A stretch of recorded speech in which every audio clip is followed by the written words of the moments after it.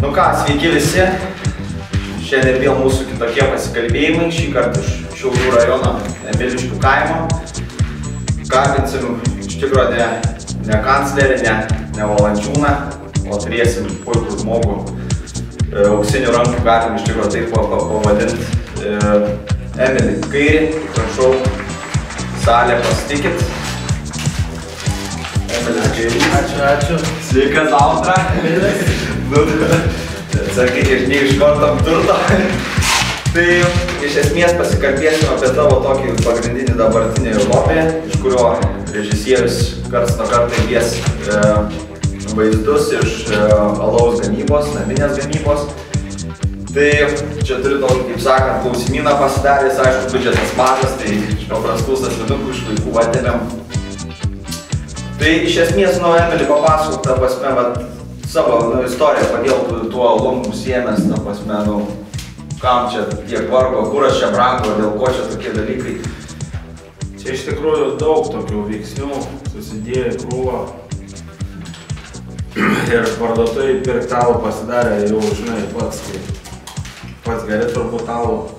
Tenka kartais tenka. Tenka, tai jis kuo toliau, tuo blogesnis parduotuvėse, o geresnio alaus vis mažiau ir jis brangus, tai namuose galim įsivirti tiesiog gero biudžeto ir gerą alų. Tai kiek pats rūšių gamini? O aš negaminu, aš tik pradėjau, bet jau esu išviręs keturis alus, šiandien dar 5, joninių IPA, tai va. Režisierius įdės logotipą, turbūt visi matot. Tai papasakok, ta prasme, kodėl būtent kaukolė pasirinkta kaip simbolis pačio. Kaukolė tai yra mūsų šeimos, ta prasme, mėgiamas toks paveiksliukas, nes pats žinai, kad visi brandai šiais laikais madoj ir drabužių naudoja labai kaukolės, bet mes ją pamėgom truputį anksčiau. Aš lipdžiau kaukolės, po to dukra gimus irgi pamėgo kaukolės. Nu tai va kaukolė, tai kaukolė, kaukolinis alus. Ta prasme, vaikam nerekomenduojama gerti, suaugusiem irgi plius minus. Iš tikrųjų, man, kadangi aš jau čia truputėlį anksčiau atvykęs, teko padegustuoti, manau, šiandien mes irgi vieną atkinšim. Tai va, galim iš karto. O, atidaryt. Štai šventį ir pradėsim pas mumis pasikalbėjimuose. Gerą spalvą turėsi iš tikrųjų papasakoti pačią procedūrą, kaip vyksta. Paprastas žmogus gali užsiminėti tokiais dalykais, ta prasme, reikia išsilavinimo aukštojo, ten tikslieji mokslai, cheminis išsilavinimas ir panašiai. Tai kaip pati, sakykime, ta prasme, ta tokia procedūra, kaip pats vertintum, tai sudėtinga, nesudėtinga? Procedūra lygiai tokia pat kaip maisto gamyba. Jeigu tu žinai receptą ir moki įdėti tiek, ko reikia į produktą, į gaminamą produktą, tai gali sukurti ką nori. Man teko matyti, kad, ta prasme, turit kažkokią tais programą, ten savas alus, kaip vadinasi? Atviras alus yra Aludarių bendruomenės puslapis, kuris nuostabus yra tame, kad, aš kai pradėjau domėtis, aš užėjau, aš ten radau praktiškai visus atsakymus, kurie mane domino, būtent pradedančiajam, ir labai malonių publika suteikia visokių patarimų, problemų sprendimo būdų ir ten, ta prasme, jūs tokią kaip ir turit apskritai iš visos Lietuvos? Taip, visos Lietuvos Aludarių bendruomenės puslapis, kuriame forumas yra ir ten visi bendrauja apie kas susijęs su alum, viskas ten yra prašoma. O pats šiaip ėmėjusi patirties, ta prasme, tai iš užsienio Aludarių. Aš juokauju. Ne, aš sėmiaus patirties tiesiog iš Google platybių. Ai, ta prasme, kaip ir daugumą atsakymų mes taip gauname. Ieškom, gaunam ir... Supratau, ta prasme, pačio irgi režisierius pajums įrangą parodyti, kaip atrodo. Tai gal paragaujam? Paragaujam iš esmės, kad tuos tarpus reklamų nebus. Savo alaus portalą irgi pareklamavom, net centų negausim, tai šviesimės kažkaip per kitą galą, kad ateis tie pinigai. Tai norėčiau, kad kurie iš to tikrai pasižiūrėtų. Ta prasme, pati įranga, ta prasme, režisierius turbūt dabar įjungė parodyti. Kaip sugalvoji irgi, kur radai informaciją, kiek laiko užtruko, ta prasme, tokį dalykėlį pasidaryti?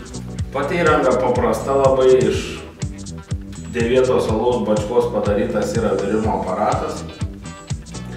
Ir jis yra, aš net nežinau, žiūrėjau vienokius, kitokius, trečiokius ir bendroj sumoj iš esamų mano medžiagų, ką aš turiu pas save sodyboj, iš šiukšlynos ištraukiau tokius dalykus ir suklijavau į krūvą ir gavosi multifunkcinis toks aparatėlis, kuris, aišku, dar reiktų ten, jeigu rimtą braurą padaryti, tai reiktų jį biškiuką tobulinti, nes ten reikia kilnuot, perpilinėti, bet šiaip man užtenka tiek, kiek aš verdu. Kiek to prasme, sakykime, išeiga to alaus gaunas, kiek pagaminti? Išeiga tokių aparatūrų galim pagaminti 30 litrų maksimum alaus. Per vieną kartą.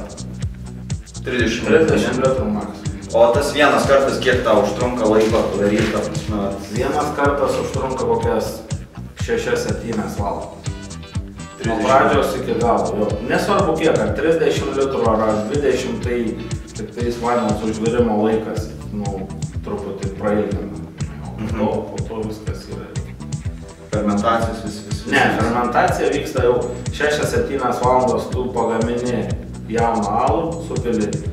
Supilus mėlės jis tampa jaunas alus ir tada jau statai fermentuotis ar į rūsį, ar šiltesnė temperatūra, čia jau nuo alaus rūšies priklauso ir lauki tada dar 10 dienų. Po 10 dienų jau tikrini tankį alaus ir patikrinus tankį, tu matai, ar išsifermentavo ar ne, tada arba pilstai į butelius, arba atlieki antrinę fermentaciją, priklauso nuo koks receptas, ko tu nori gali. Tai apie patį receptą, užsimeni, kiek esi, tu jį dubliuoji pats sukuri, ta prasme, iš kur irgi semiesi tam tos informacijos, ar Jamie Oliveris tikrai negamina, kokias pies alaus nerodo per 15 minučių kaip pasidaryti. Tam pačiam atviram alui yra begalė receptų, kur tu gali juos filtruoti pagal spalvą, pagal alkoholio kiekį, pagal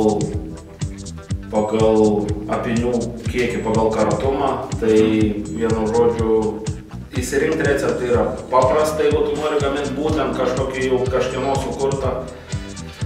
Bet aš pradėjau pats, nusipirkau salyklą, net nežinodamas koks jisai ką, tai pirmąją alų padariau, ką man pasiūlė parduotuvėje, antrąjį jau bandžiau daryti iš likučių kažkokių, trečią jau vienu žodžiu, aš pats kuriu kaip mišrainę darai.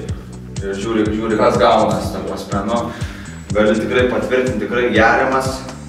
Tik, sakyčiau, teko degustuoti juodą alų, tai Ginės aš šiaip aš nemėgėjęs, bet tai buvo tikrai galima kažką tais tikrai ragauti ir išgerti, tikrai labai skanus alus. Tai va, tai iš esmės receptas aišku, kaip pasigaminti, aišku, labai svarbus dalykas mums visiems, kaip ir kuro kainos, visą kitą, tai kiek tas alus, jeigu ne paslaptis. Gal net pradžiai pakalbėkime apie pačios įrangos pasigaminimą, nes dalį tu ar siunteisi iš kokio tai sėdėjus ar kažką, ta prasme. Ne, įranga visa yra sukurta iš po ranka esančių, nereikalingų medžiagų tokių. Tai įrangos kaina galbūt, jeigu taip ją pirkti ir daryti, tai gal kokie 400 litrų. Kainavo pats virimo katilas su tenai, su automatika.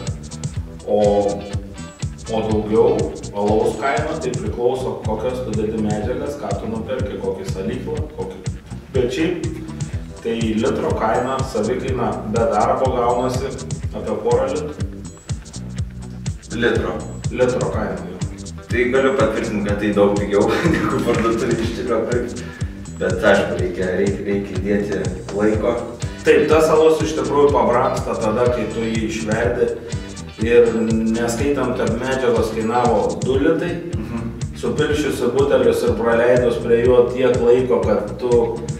Ta prasme, išvirti yra 6 valandos, bet aplinkiniai darbai, kurie yra aplinkį apipinti, tai yra butelių plovimas, fermentacijos laikas, tada antrinės fermentacijos, tada pilstymas, dezinfekavimas.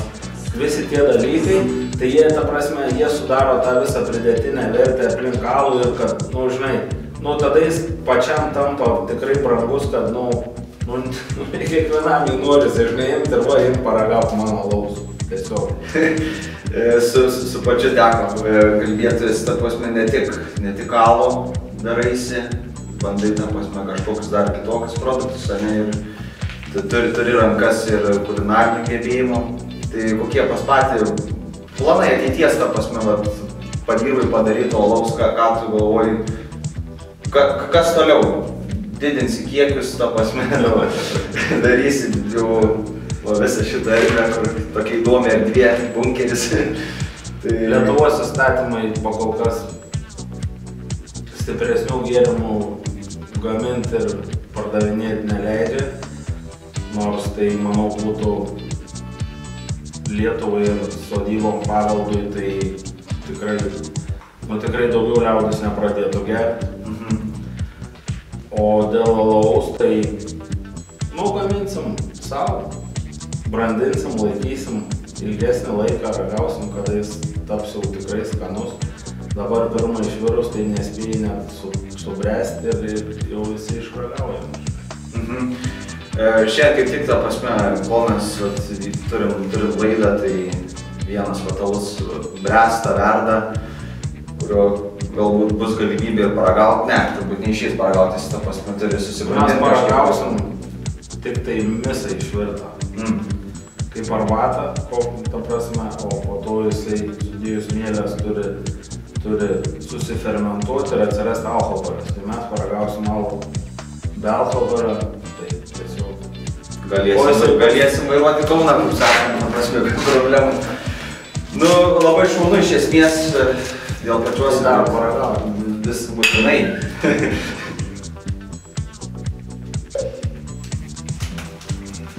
Tai ką, tai turbūt kol kas šiai mūsų serijai Šiauliuose turbūt tiek, nebent iš salės būtų klausimų. Bet matom, rankos nekyla. Kuklus visi. Kuklus tokie, nu vis tiek, ta prasme, ne Kaunas, tai kaip ne Panevėžys, ne kancleris, tai neišeina kažkokių užbaigšių klausimų paklausti. Tai ką, tai labai ačiū Emiliui, kai eisim skanaut alaus ir galbūt dar pasimatysim kituose pasikalbėjimuose. Dėkui.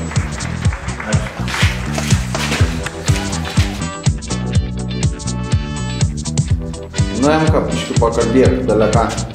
Pažiūrėsim, kaip girdys. Pastatysiu 2 bombes su geriausiais kamščiais.